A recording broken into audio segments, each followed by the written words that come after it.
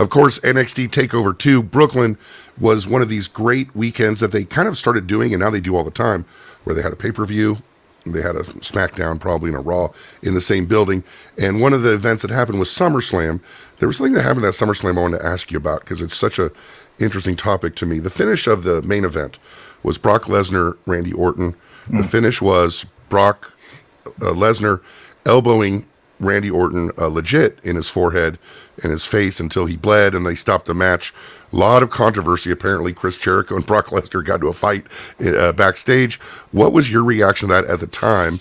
And looking back, I'm trying to ask a long question so you can sip your drink, because I saw you grab your drink. But at the time, what did you think about it? No, I didn't think. In my opinion, I thought that was the idea. I was like, it's two professionals, two guys who have been doing this the exact same time. They come in the business at the exact same time. So obviously they have, and their careers kind of paralleled, until Brock left for football and UFC.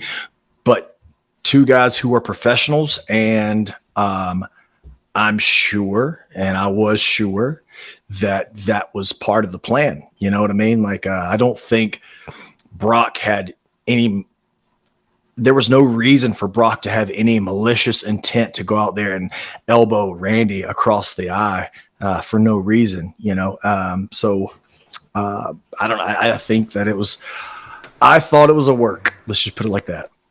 Right, but as a method for a finish, you don't have any problems with it. Oh, no. Especially in a day and age, where MMA and even boxing for a long time, but fights are stopped because of referee stoppage. I think it's a different finish. I think anytime you can do something different for a finish, I always think it's great if it's executed properly.